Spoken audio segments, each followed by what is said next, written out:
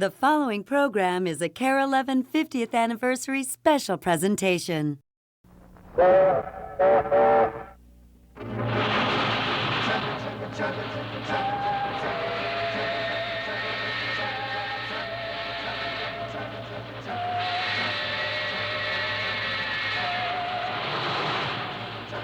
Come all you rounders if you want to hear a story about a brave engineer. Hope Casey Jones was the rounder's name. On the 6A wheeler, boys, he won his fame.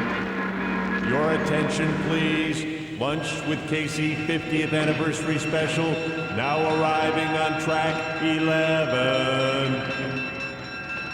Good evening from the Jackson Street Roundhouse of the Minnesota Transportation Museum, where engine number 2156 is undergoing restoration. This is Casey's train, the locomotive from which Channel 11's Casey Jones stepped down every day at noon for nearly 20 years. Tonight, we're riding the rails back in time as we share memories of Minnesota's favorite engineer and his cheerful sidekick, Roundhouse Rodney. We've collected dozens of classic moments from the show, many not seen on the air for more than 30 years. So come aboard as we celebrate the 50th anniversary of Lunch with Casey.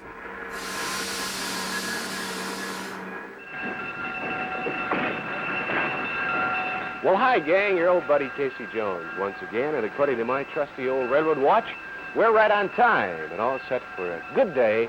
Nice to have you here with us. Are you hungry? Well, so am I. Let's get over and see what we have for lunch today. Let's go. When Casey Jones hopped down from his train each day and headed across the tracks to his clubhouse, he did so with thousands of Minnesota and western Wisconsin kids in tow. For every child with a TV tray and a sandwich, Lunch with Casey was the original must-see TV. One of the first programs to air on Channel 11 and the most fondly remembered to this day. Well, how are you today? That's good. All set for a good lunch? Roger Awesome was a new employee at a brand new TV station in 1953, a booth announcer, just 25 years old, when he pitched the idea for a kids show featuring a railroad engineer. Casey's sidekick for the first 5 years of Lunch with Casey was Joe the Cook, played by Roger Awesome's college buddy, Chris Wheatus. When Wheatus left to star in a kids show in Seattle, Lynn Dwyer, a member of the studio crew at Channel 11, took his place.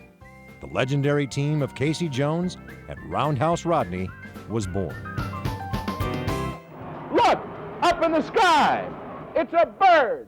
It's a plane! It's some goofy guy in long underwear! It's Superman! They bounced off of each other so well. Trouble in the street! That was fantastic. And, you know, Roundhouse was the perfect person to kind of spin off of my dad. Hey, what's this? Hear ye, hear ye! By order of Julius Caesar, Emperor of all of Rome, announcing the games at the Colosseum, gladiators, fighting, lions, and man-eating tiger, all at the Colosseum tonight. And don't call the Colosseum because you'll find that the lion is busy. Television became a playground for Casey and Roundhouse and their creative young crew. Hey, wait a minute there, Cash is better. Yeah. But let me take a look at that outfit Oh, that you you're like that? wearing. What is That's that? from Dayton's Boutique. I'm not too crazy about the boots. Oh, say, Not in these they're- Minnesota winters. They're awfully Oh, nice. in these Minnesota winters, no boots like that, fella. With no guidelines and no budget, they'd pitch ideas, then scrounge for props around the old Channel 11 studios at the Calhoun Beach Hotel. Need a shield for a Viking? Find a garbage can. I am Thor. Wait a minute, wait a minute. Thor. Your name is Thor? That's not my name, because I rode all the way from Alexandria on my horse. Well, I was expecting a Minnesota Viking. Well, you just got one, Buster. Hey, we're upside down, Ron. Get it, work. One of the most popular ones was the upside down bet. Al DeRusha directed Lunch with Casey for most of its 2 decades on the air. That was thought up by floorman Dean Moline. There was a switch on the camera that you could turn and put the picture upside down. So he got the idea, well, let's turn the set upside down but let's hang the set from the ceiling so that when the picture is upside down, the set is upright. We're upside down, Ron. I did it. I turned everything upside down. Yeah, but Yeah. did you ever try to eat a bowl of soup upside down? Oh, there goes my hand. Wait a second. Let me see if I can reach the soup. I'll see if I can. Well, maybe Just I a can second. help you. Just a minute. Now wait a second. I think I can get it. I'm gonna reach down with my foot and see if I can get it. There. Can you get it? I don't know. I can't get over far enough. I'm stuck. My head's stuck. I'll try to help you. Swing over and hold on to the I can hold on to the light Hold on to the here. light bulb. Okay. Hey, change the light bulb while you're there. Oh, there's Roundhouse, and he's out of the pumpkin again. I'm going to have to scare him back in. Woo! Roundhouse, you get back in the pumpkin. That ought to hold him for another day anyway. Another bit involved a wickedly playful witch who cast a spell each fall and put Roundhouse in a pumpkin. And maybe if all the kids say, I don't believe in witches, and we sort of get a chant going, that it'll break the spell. Okay. See, The spell was always broken just in time for Halloween. Look at that. He's back. He's growing. He's coming. He's back to his regular size. Wow. Hey, it worked. Welcome back. Hey, oh, I love you, kids. You couldn't wait to get to work the next day because it was so much fun. I can't dance. I can't dance. Besides, I'm 2 feet shorter than the girls are. If that boy wants me to dance, I'll just die. I'm so tall and he's about 3 feet high. Ever since September, I've been taking dancing lessons. Now I can't remember how the heck to dance. If the show were just a series of wacky antics, it might be remembered as no more than a children's version of Laugh-In.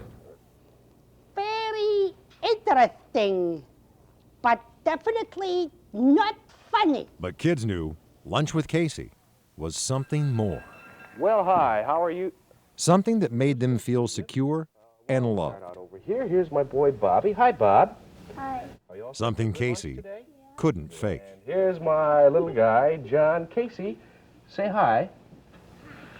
I think that it just had a lot to do with the way my dad and Roundhouse connected with kids. It was just really genuine. It was on the level. I'd also like to have you meet my daughter, Nancy. Hi, Nance. Hi. Can you say hi to everybody at home? Hello.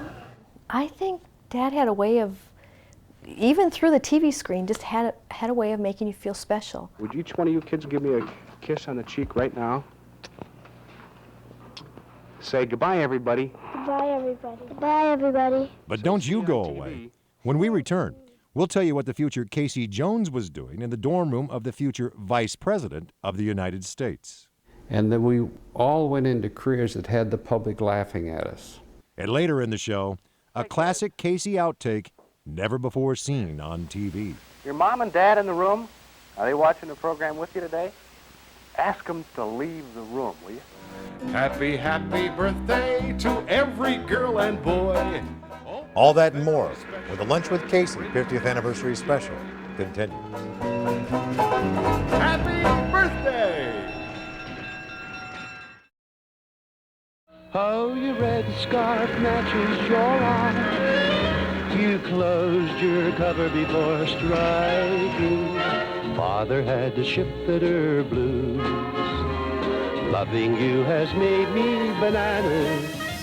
It's been said Roger Awesome was born to be Casey Jones, but it's equally true that he grew into the role during his childhood in St. Paul at the height of the Great Depression. Because the times were difficult, they had to make their own fun. And I think that's part of what made him who he was. You know, they would build a puppet stand, or they would do something out of nothing, and they would make up jokes, and they would sing songs. Roger's father was a tailor by trade who earned extra money playing the piano for silent movies. Roger would adopt his father's lifelong love for music. If you're happy and you know it, clap your hands. If you're happy and you know it, clap your hands. If you're happy and you know it, then your face will really show it. If you're happy and you know it, clap your hands. But before Roger became Casey Jones, he took on the role of G.I. Joe, serving his country in Japan after World War II. By 1947, Roger was back in St. Paul, studying speech and communications at Macalester College, and beginning his broadcasting career at the campus radio station WBOM. In later years, Roger often made a point of mentioning his three best friends at Macalester: John Gallows, Hi. who went on to host his own children's show as Channel 4's Clancy the Cop; Chris Wheatus, who had a long TV career as J.P. Patches in Seattle; and this ambitious young man who stopped by the radio station to do political commentaries. He told me once that, he said, isn't it amazing how the four of us went to Macalester College together, and that we all went into careers that had the public laughing at us. Even then, Walter Mondale had an inkling of what the future held for his friend Raj. We used to sit in my dorm room all night telling stories, and we'd record programs and listen to the programs and then re-record them. And I think he was ready before television was ready. While television got ready for Roger, Roger headed to radio station KDLM in Detroit Lakes. In another harbinger of his future, the first fan letter Roger ever pasted in his scrapbook came from a child. He did a story time with Uncle Raj, it was called, where he would read a story to kids. And my mother at the time was a kindergarten teacher in that town, and he basically would get stories out of her kindergarten materials and read them on the air. In 1952, with the help of college pal John Gallows, Roger landed his first TV job as a floor director at WCCO. A year later, he made the jump to Channel 11, arriving as a director and announcer 2 weeks before the station went on the air. When he heard station management was looking for kids show hosts, Roger made a pitch. There were very few children's shows on it in those early days, but there had been cowboys and there had been clowns, but there had never been a railroad engineer. And if you remember, a railroad engineer, everybody waves at the engineer. And you know, you're a hero to the kids. I'm the #1 attraction, every supermarket parking lot. I'm the king of Kansas City. No thanks, Omaha, thanks a lot. To the delight of both children and their stay-at-home moms, Casey was a hero who also knew how to have fun. The show was an instant hit. Catch a falling star and put it in your pocket. Never let it fade away. From the start, Roger had a fondness for sketches some have described as early MTV, humorous music videos lip-synced to other people's songs. There's a yellow rose in Texas that I am gonna say. Nobody else could miss her, not half as much as me. One of the bits that became a favorite on the Lunch with Casey show evolved from a 1960s novelty song that barely made it onto the pop charts. Onions, onions, la la la. Onions, onions, ha ha ha. So popular was I Love Onions with viewers, Casey and Roundhouse re-recorded the sketch when color TVs were introduced. I don't like rain or snow or hail or Moby Dick, the great white whale, but I love onions. I don't like shoes that pinch your toes or people who squirt you with a garden hose, but I love onions. Onions, onions, la la la. Onions, onions, ha ha ha.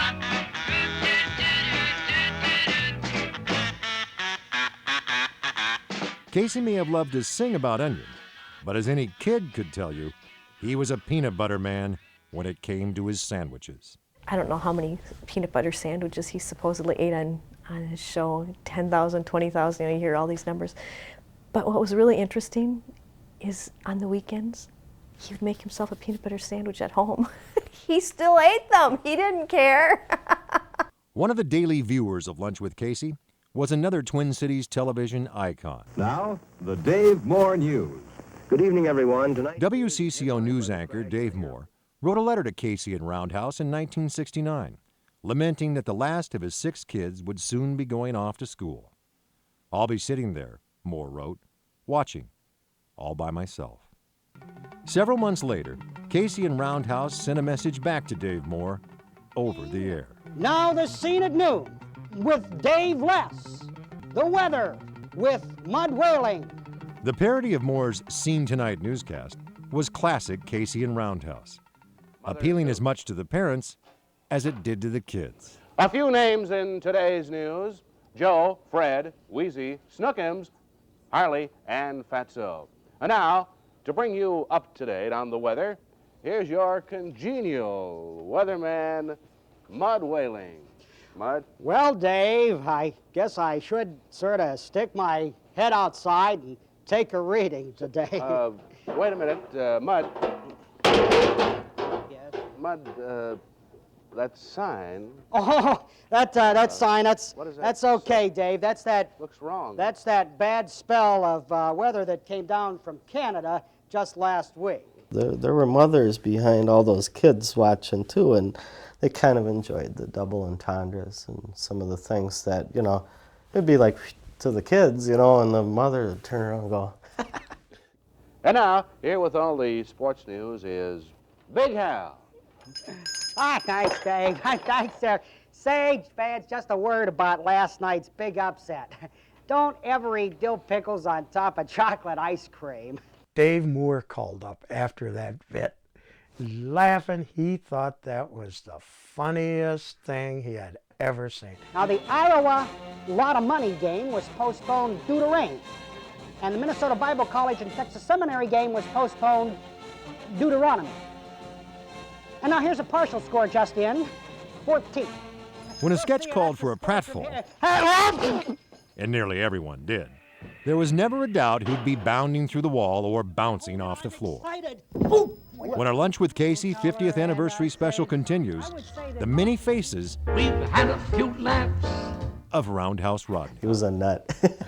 We'll tell you why Roundhouse felt at home in a dress long before he started having lunch with Casey. We'll be back in just a moment. But first, this word. They say I'm a witch, but I don't care. They say that I have funny hair. They say my spell will seal your doom. I think I'll go on Romperoo. Roundhouse Rodney didn't join the Lunch with Casey show until 5 years into its run. But looking back, it's hard to imagine the program without him. Oh, nurse! Nurse? Yeah. Would you send in the next patient? Yeah. Okay. Have your eyes ever been checked? No, they've always been blue. Okay. Read that. I owe you $500. That's very good. That's If Casey Jones was the caring father figure on Lunch with Casey, Roundhouse Rodney was the playful little brother.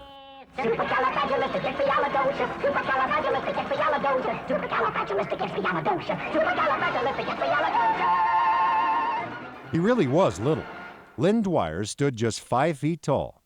He liked to say it made it easier to relate to kids when he could stand face to face and look them in the eye. Good night, David. Good night, Goliath. He was a nut. He just had all these things in his bag, and that all came from the acting background. He was in theater arts in high school, and that was his first degree in college. Lynn spent his boyhood years in Pittsburgh. At the age of 11, he fell ill with rheumatic fever and spent 6 months in bed. The experience left Lynn with a lifelong obsession with fitness. But it was his diminutive stature that helped Lynn hone his sense of humor, the best way, he once said, for a person his size to get noticed. And it worked. In high school, Lynn was elected president of his senior class.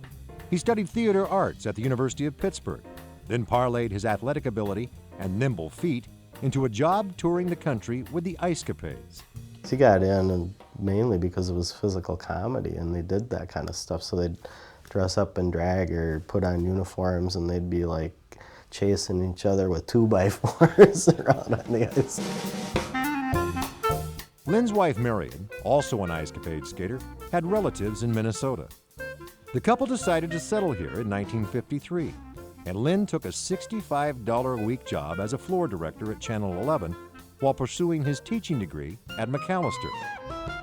When Casey needed a sidekick to replace the departing Joe the cook, the choice couldn't have been more obvious. Say, gang, whether you're from the north, the south, the east, or the west. He could put on a hat or a costume. Hey, here he comes! Oh! And be anybody. My goodness! And he'd get Casey laughing, get the crew cracking up. Tarzan, really swing. I'll say. Me, Tarzan. You, Tarzan. Me, You. Casey. Casey Jones. Yes. Lunch, Casey. That's right. Favorite show. Banana. Eat banana with Tarzan. Banana, Tarzan, good. Out in the river with Jane. Is that a crocodile I see? The Tarzan fix. Get spear, fix crocodile. I save, Jane.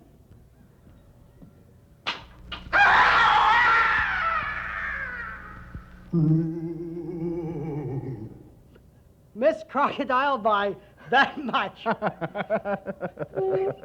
Lynn's comedic ability was only enhanced by his physical skills. While in the Ice Capades, he made an art of the comic fall. Didn't scare you, did I? But Lynn's greatest contribution to Lunch with Casey may have been his ideas. Hundreds of sketches cooked up in his overactive mind. Come in, come in. Why, look who it is. It's Casey Jones. Well, hi, Count. Don't be frightened. Don't be frightened. You know, of course, you know that I wouldn't hurt a fly. Got it. Oh, my goodness. Lynn's sons, Lauren and Keith, served as a test audience for their dad's material. He was always pulling stuff, and he'd have us in stitches all the time. Little Miss Muffet sat on a tuffet, eating her curds and whey. Along came a spider and sat down beside her.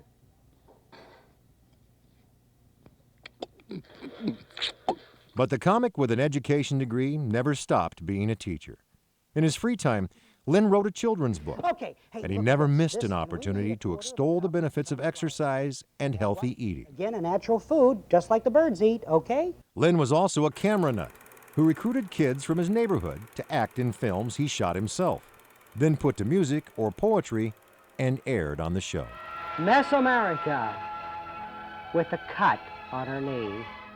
Alice in Wonderland, spilling her tea. I sort of see myself as a link between the child and the grown-up world. Somebody that they can count on to sort of tell them what's going on with the grown-ups. And I can't do it any other way than honestly play myself. Lynn created one of his best remembered characters on his back, head upside down. It's Oswald here, Oswald McGum.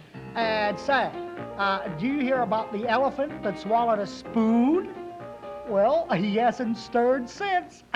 That character actually scared some kids.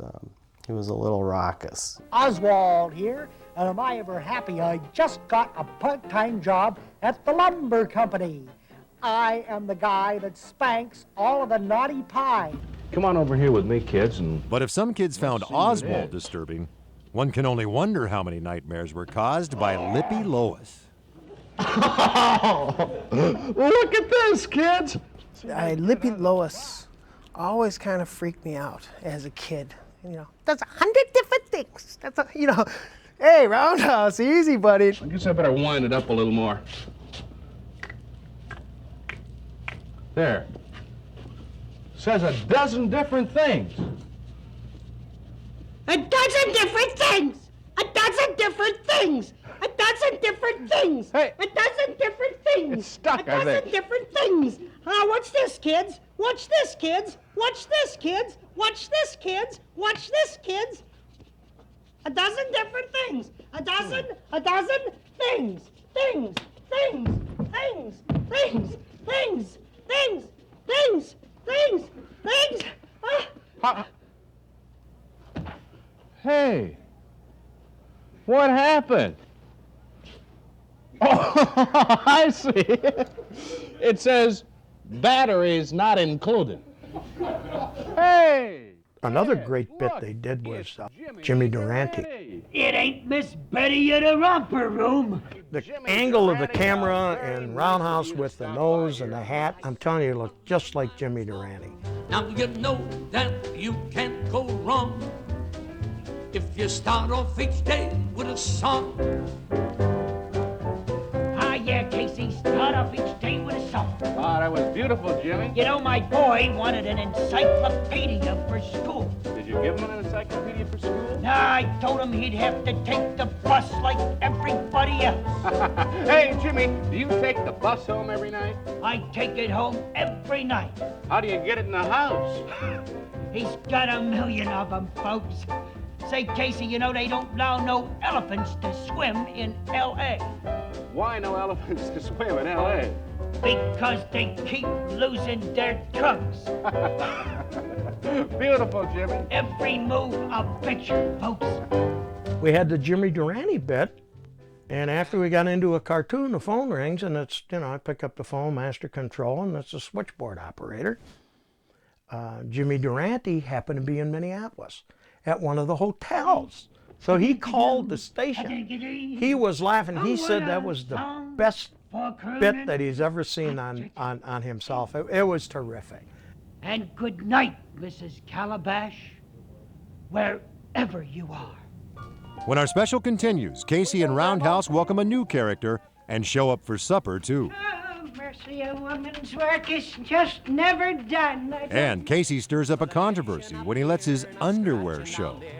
Walking in my winter underwear. Now We'll tell you how this bit opened a floodgate of mail when we return with more of the Lunch with Casey 50th Anniversary Special. I crawl through the trap door and look into my winter underwear. You can't take a shower in a parakeet cage. You can't take a shower in a parakeet cage. You can't take a shower in a parakeet cage. But you can be happy if you've a mind to. All you gotta do is put your mind to it. Knuckle down, buckle down. Do it, do it, do it. Welcome back to the Jackson Street Roundhouse of the Minnesota Transportation Museum and the Lunch with Casey 50th Anniversary Special. You know, by the mid-1960s, things couldn't have been going better for Casey and Roundhouse. Their Lunch with Casey program was the top-rated noon show in the Twin Cities. As the ratings grew, so did the demand for endorsements and public appearances. Casey even had his own line of toys. So when Channel 11 was looking for a news show to compete with the 5 p.m. newscasts on the other channels, it didn't look far. Hello, is this the Board Breakers Judo and Karate School? Is it? It's so convenient. They're real close, you know, just next door. Grandma Lumpet, you know. If you don't like it, you can lump it. Would you hold up your hands there? Hold up. Oh, mercy. Casey Jones, you come out here and get your nails clean now. Get your nails clean. Come on. Lunch with Casey still ran at noon. But now Casey could also be seen hurrying home from the rail yard each afternoon to pay a visit to Grandma Lumpet's boarding house. What are you doing, Grandma? Well, I'm dusting up a little bit there. Oh, don't let me frighten you, Birdie. Oh, nice little... Oh, Spatsy. Chirp! Chirp! Oh, why does he burst out? Why do you burst out like that? Can't help it. Oh, mercy. I'm going to stop putting vitamins in your birdseed, that's all. Grandma was terrific. You know, he had a bit where he'd take the book off, you know, we'd put some talcum powder on the book and, you know, blow the dust off. Words to live by.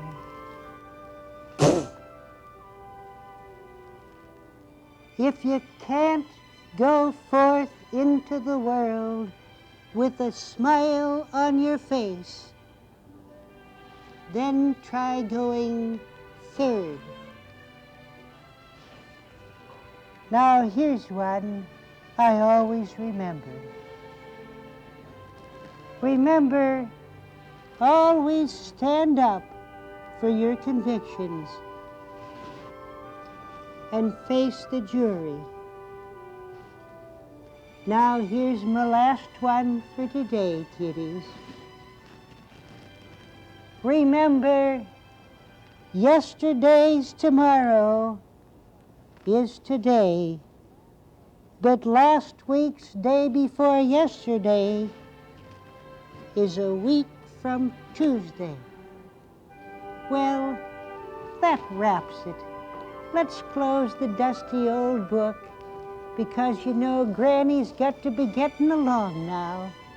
Because you know in just 1/2 hour from now, it'll be time for Granny's karate lesson. 2 hours of live TV a day was exhausting enough. Hey, gang, wake up! But Grandma Lumpett's success spawned yet another hour-long show, so kids could have breakfast with Casey and Roundhouse too. Yes, it's time to wake up with Casey and Roundhouse. Get your day off to a good start with all of the fun of Yogi Bear, Huckleberry Hound and their friends, sense and nonsense, the weather, current events, and Casey and Roundhouse. Despite packed schedules at work, Casey and Roundhouse made time for public appearances. Hundreds of them.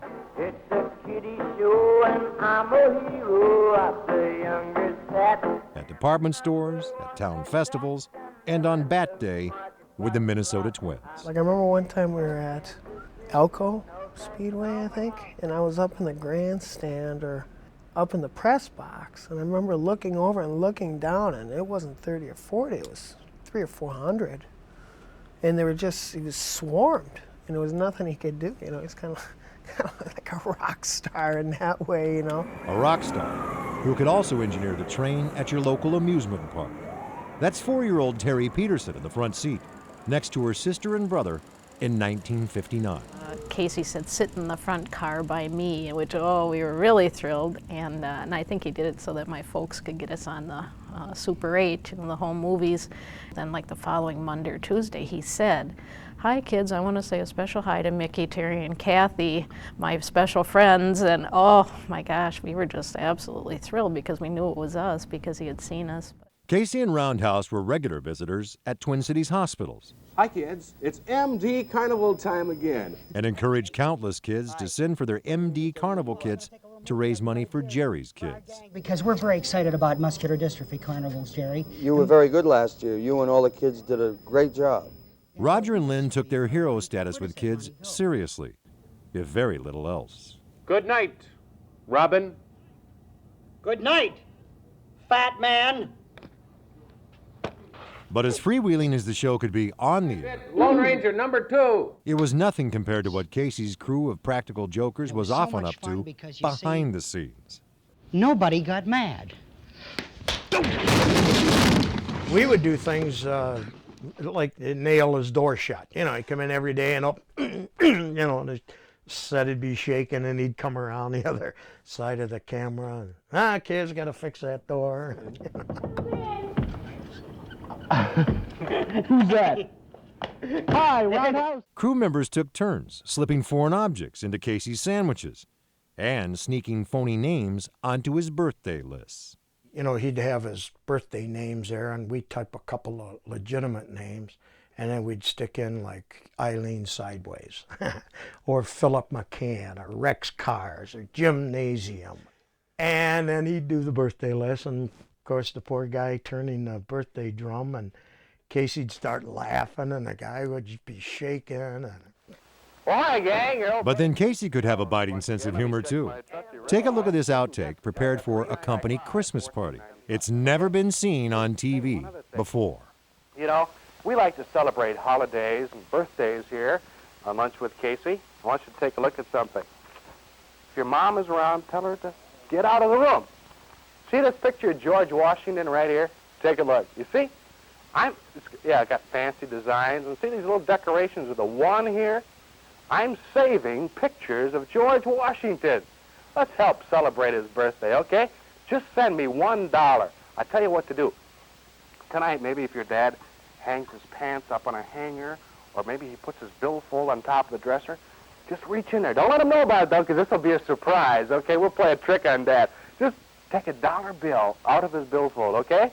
Don't say anything to him, and send it to me, because I am saving pictures of George Washington, okay, kids? And say, here's something else. Next week, Abraham Lincoln Week, okay? All right. Imagine how many kids would have followed Casey's instructions if the dollar bill bit had actually aired. Not that Casey didn't stir up some controversy. Remember this Casey classic? Sleigh bells ring and I'm listening, but I'm turning and twisting. 'Cause I'm itching up here and I'm scratching down there, walking in my winter underwear. And I got a letter from a lady, very hateful letter. It said, "Oh, how terrible a grown man walking around in your underwear. What a terrible example for children." Casey read the letter on the air.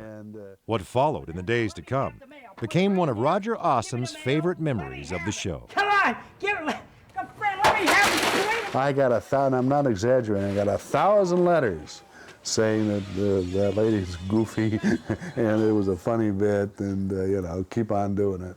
If the woman who wrote that original letter happens to be watching tonight, Casey, this one's for you. The winter snow is white and glistening, but I'm turning and twisting. I got to scratch a little here, scratch a little there, walking in my winter underwear. I put my bathing suit away in mothballs, and now I got to stuck the snowballs. When I can't scratch my back, I throw myself out of whack, walking in my winter underwear. Rain and snow and ice, I do not worry. When the winter comes, I do not give a hoot. My coat and hat and earmuffs keep me cozy, and I wear 2 pairs of trousers with my suit. But when it comes to other clothing, well, the thing that I am loathing is when my face turns blue, contortions I go through, walking in my winter underwear. Walking in my winter underwear. What Casey didn't know was that the end really was coming for his show. He cried on the air. I mean, it was just a very sad day for him. When we come back, the end of an era in Twin Cities television.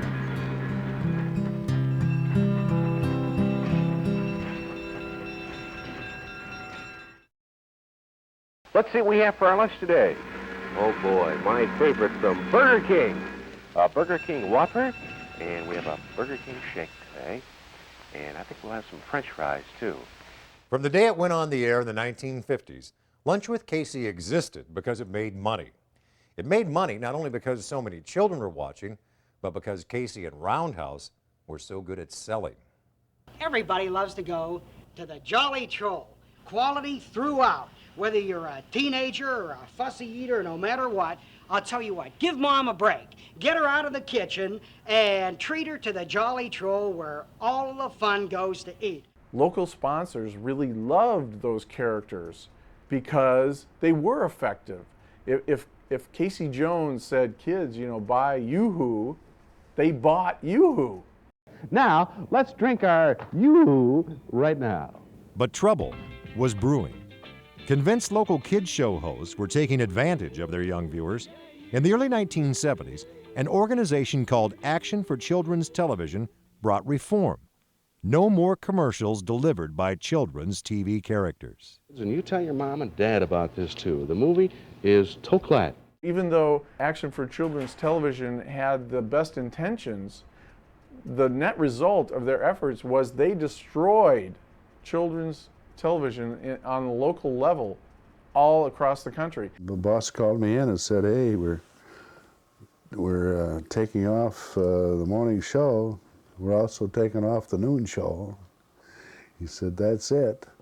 The announcement was devastating for Casey and Roundhouse. He cried on the air. I mean, it was just a very sad day for him, and it came about, you know, in such a fast way. The last Lunch with Casey aired in December of 1972. Best as we can tell, no one even videotaped the final show.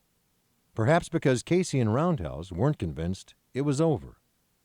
Roger Awesome was so certain some other station in town would pick up his show, he turned down Channel 11's offer to stay on as a booth announcer.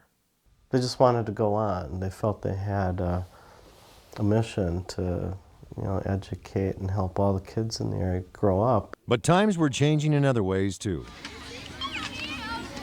The expansion of school lunch programs meant fewer kids going home at noon. When they were home, their attention was shifting to a new generation of kids' programs on public television. To the dismay of Casey and Roundhouse, no other offers came. I was really lost there for a while. I didn't know what I wanted to do. Roger opened a pizza restaurant for a while, then a small chain of bike shops. In 1983, he attempted a comeback on Channel 29 with a new sidekick he called Charlie Caboose, played by Jim Barber. But the new show never caught on like the old one. It's time for the Roundhouse Show. Roundhouse, meantime, invested his own money to produce a children's show for public channel KTCA. But his efforts were cut short when Lynn Dwyer suffered a coronary aneurysm in 1976 while jogging in Brainerd prior to a public appearance, a weakness that may have been linked to his bout with rheumatic fever as a child. Dwyer was 48 years old when he died. His son, Lauren, was still in high school. This was the last hat that was his regular hat.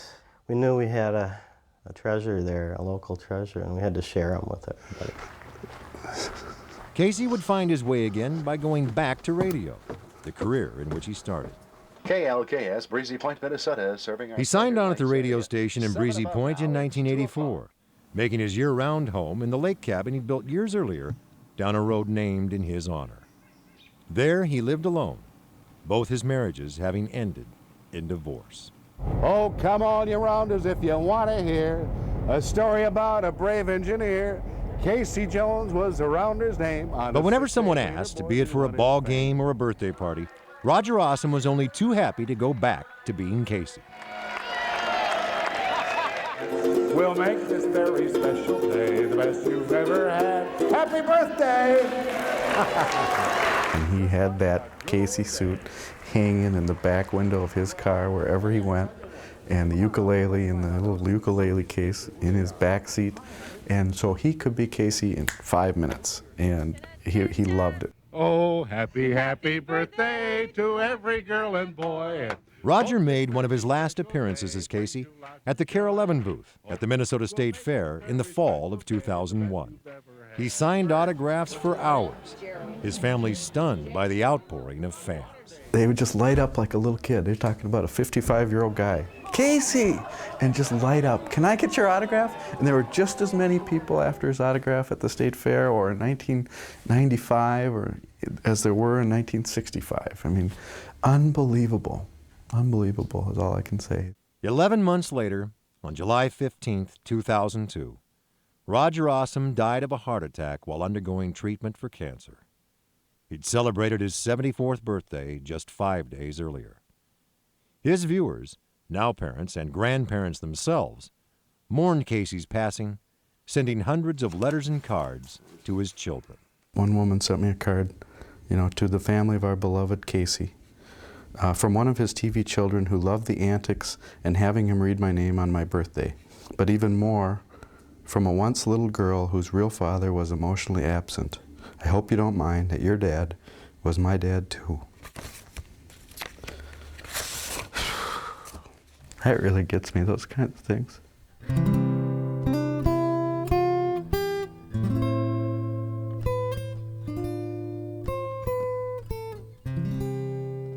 It was just one of those times in the history of television that will probably never ever be repeated. And some of the fans now are up in age, the baby boomers and stuff. They still think of Casey and Roundhouse. And you had to be something special to carry on those kinds of memories. It's still in their mind.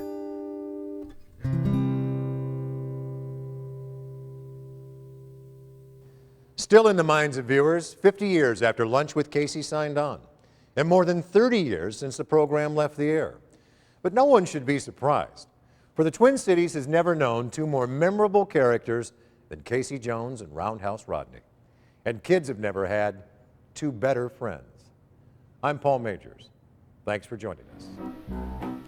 I've got a train, a great big train, you should see it go.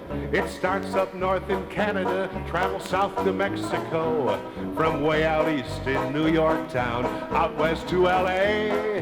So hop aboard the happy train, we'll have a happy day. Hey, here comes the train, time to say so long, gang. Have a happy day. Goodbye, everybody.